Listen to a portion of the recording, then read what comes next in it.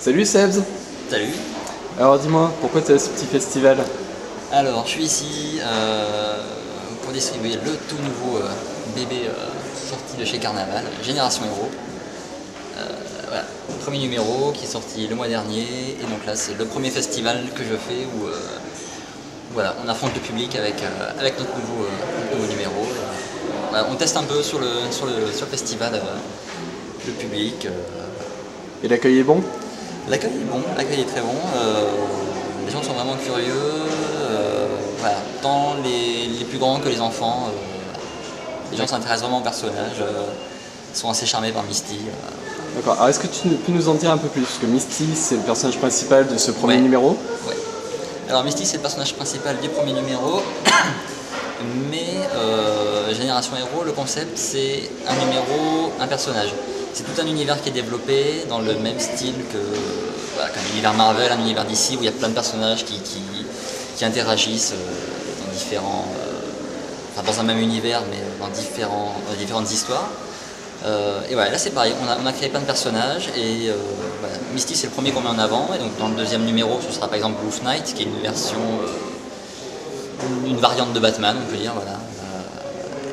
Voilà. Et comme ça, ainsi de suite, on fera de numéro en numéro de nouveaux personnages, mais on verra apparaître une cohésion entre les histoires, des petits clins d'œil entre d'autres histoires qui ont déjà eu lieu. Donc, vous avez créé un univers partagé comme Marvel et DC. Comment vous faites pour le partager, cet univers, justement? Le concept, bon, déjà on le décrit dans un premier temps, on explique au lecteur, avant qu'il entre dans l'univers, on lui dit voilà, c'est un univers entier dans lequel il y a plusieurs personnages qui interagissent, et en plus de ça, on entrecoupe l'histoire de petites pages de pub. Comme dans un comics VO qu'on achète, il y a toujours des pubs pour des barres chocolatées, pour des figurines, pour plein de choses. Et nous, on remplace ces pubs-là, on met des pubs dans lesquelles sont les personnages eux-mêmes. Ça donne des pubs comme pour Elle Magazine, comme pour Closer, comme voilà, on voit tes pubs références. De Presse People, voilà, tout à fait, je suis un très très grand lecteur de Voici et Gala. Et voilà, à travers ça, on met des personnages, du coup, on voit que c'est un univers entier qui existe, où les personnages ont des histoires, et voilà, et s'affichent comme ça à travers des magazines, comme si c'était dans la vraie vie. Et donc, Misty, c'est l'héroïne du premier numéro, tu peux nous en dire un peu plus sur elle? Alors Misty, c'est... comment dire dans Misty, on a mis un petit peu notre fantasme à nous-mêmes, donc Greg, mon collègue scénariste, et moi-même, d'être super-héros. Enfin, ce fantasme qu'on avait quand on était enfant d'être super-héros. On regardait la télé, on voyait ces personnages, on voyait Batman, Superman, on se disait ouais, on veut être comme eux, nous aussi. Et Misty, c'est un peu ça, c'est la fille qui a grandi justement en voyant ces journaux, ces magazines où il y avait tous les autres personnages de l'univers qui agissaient, tout ça. Voilà, elle était admirative devant ça, elle se disait moi aussi je veux être une super héroïne, mais bon, elle n'avait pas de pouvoir. Et un jour arrive, finalement, elle se découvre des super pouvoirs, elle est super contente, elle se dit ça y est, je veux être moi aussi une super héroïne, je me trouve un costume, j'y vais, je fonce. Et c'est là aussi un petit peu son défaut, c'est qu'elle se dit je fonce. Et du coup, elle manque un peu de réflexion derrière ça, elle est vraiment dans un fantasme du super-héros, voilà, on est dans l'action, voilà, elle a une image qui est très très... jeune débutante. Très jeune débutante, enfin, elle a une image qui est vraiment qui est simpliste, quoi. Du super-héros, c'est facile, j'ai des super pouvoirs, j'y vais, je casse la gueule aux méchants et c'est fait. Oui, c'est ce que fait Superman en même temps. C'est ce que fait Superman, mais quand on est jeune débutante, on se rend compte que c'est pas si facile que ça. Voilà. Quelques complications. Et c'est là où elle va se heurter, justement. Le problème qu'elle a, c'est que dès sa première mission, elle va tomber sur un bad guy qui est Shadowhands et qui est vraiment un vrai bad guy. Et c'est là que ça va se compliquer. Alors vu que toi tu es dessinateur, ouais. Peux-tu nous parler un peu de la partie graphique justement de ce comics? Quelles sont tes influences, tout ça? Alors sur cette série-là, je suis vraiment parti dans l'optique de faire un aspect dessin animé. Alors, voilà, déjà moi à la base, avant d'être lecteur de comics, je suis admirateur de dessins animés. Je suis un grand fan de dessins animés, d'ailleurs je suis arrivé par les comics par le dessin animé. J'ai découvert d'abord les animés Batman de Bruce Timm et Tim Sale, et Bruce Timm et Paul Dini, pardon. Voilà. Et c'est comme ça que je suis arrivé aux comics. Mais je regarde toujours principalement cette influence dessin animé d'abord. Et notamment les dessins animés, par exemple de Craig McCracken, c'est-à-dire les Super Nanas, ces choses-là. Comment il s'appelle, Tartakovsky avec Samurai Jack. Enfin, voilà, je suis vraiment, vraiment admiratif du travail de Genndy Tartakovsky sur Samurai Jack et sur... alors un petit peu moins sur Clone Wars parce que je suis pas un grand fan de Star Wars, mais j'adore vraiment son style très très cartoony, poussé à fond. Et j'ai vraiment essayé de mettre ça dedans. J'ai été beaucoup plus influencé par le dessin animé que par la BD. D'accord. C'est pour ça d'ailleurs j'ai essayé de travailler sur un rendu où par exemple les décors sont juste, comme dans les dessins animés, ils sont juste imagés. Ils sont juste là pour placer le contexte, mais pas pour faire des jolis décors. C'est vraiment juste placer le contexte comme dans un dessin animé. C'est pas le truc sur lequel on s'attarde.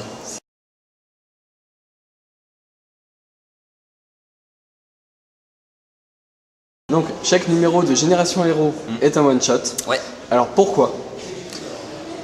Alors, il y a une raison qui est la plus évidente, qui est celle que je suis très long pour le dessin. J'ai mis 3 ans pour faire celui-là. Pour le dessin.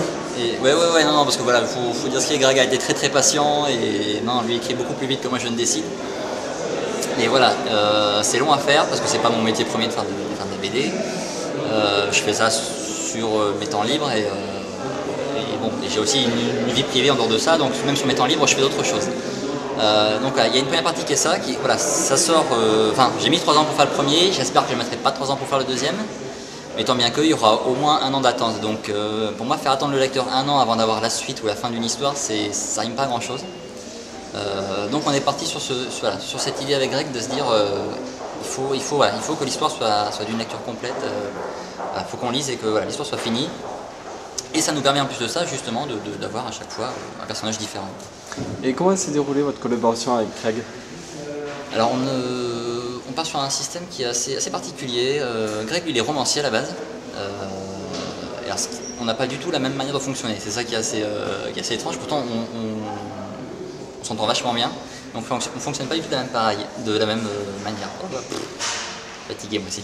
Et ça restera. Ça restera, il n'y a pas de souci, mais je crois qu'on est facile à la fin quand même.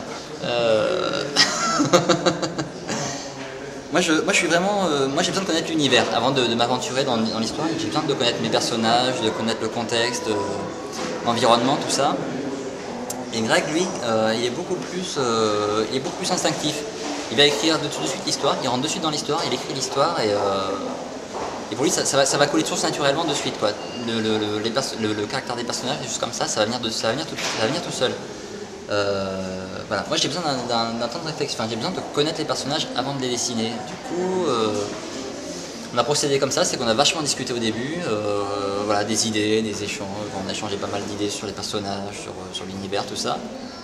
Et moi j'ai commencé à dessiner à partir de là. Je lui ai montré les dessins et lui s'est dit ok, c'est ça les personnages, moi j'écris et c'est parti. Et après il m'a envoyé un scénario et voilà. Lui il fait le découpage. Que je suis plus ou moins bien, on va dire. En sachant que Greg, comme je disais, il est romancier, il a la tendance d'écrire beaucoup, ce qui fait que je me retrouvais souvent au piège d'avoir des cases dans lesquelles il fallait caser beaucoup de texte, donc je revoyais beaucoup la mise en page en fonction de ça. Donc on a adapté le scénario aussi au fur et à mesure, ce qui fait que le scénario a évolué en même temps qu'on le dessine. D'accord, la méthode Marvel quoi. Pas tout à fait, parce qu'au départ il part vraiment sur un découpage très détaillé. Alors que la méthode Marvel, c'est Stan Lee écrivait une histoire, écrivait juste un plot, un résumé. Et là, c'est plus le dessinateur qui faisait lui-même le séquençage. Là, Greg, il écrit vraiment un séquençage. On va dire que moi, je le réarrange un peu. Voilà. D'accord. Tu fais partie des rares chanceux à avoir pu éditer un comics en France. Parce que vous êtes relativement peu nombreux encore, malgré le nombre de fans qui sont. Alors, ça fait quel effet? C'est la première fois qu'on le reçoit en main, qu'on l'a en main, c'est impressionnant. On est soi-même impressionné par son propre produit, c'est assez.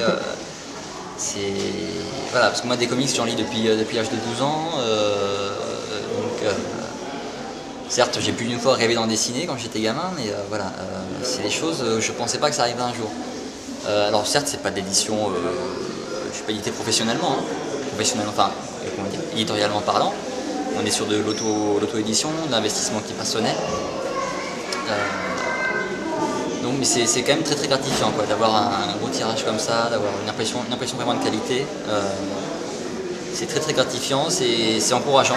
Avant même d'avoir on va dire, le retour des lecteurs, c'est déjà encourageant d'avoir son propre produit, de se dire ouais c'est sorti. et surtout d'être arrivé au bout de quelque chose, quoi. Ça c'est le plus dur parce qu'on a quand même bien ramé dessus. Ça fait combien de temps que tu as travaillé dessus? Ça fait bien 3 ans. Ouais, je crois que ça fait bien. Alors bon, j'ai pas commencé à le dessiner il y a 3 ans, mais ça fait bien 3 ans qu'on a discuté des personnages et tout ça. Enfin, qu'on a eu l'idée, voilà. D'accord. L'idée de dire ça y est, on va faire notre comics à nous. D'accord. Et vous avez d'autres projets maintenant? Le numéro 2. Tout simplement. Pas tout simplement. Enfin, avec Greg, ouais, le numéro 2. Après, moi, j'ai d'autres projets personnels. Il y a notamment une BD qui s'appelle Lost Angels, qui est un fanzine que je faisais avant, qui n'est pas du tout une histoire de super-héros. Là, on est vraiment sur autre chose.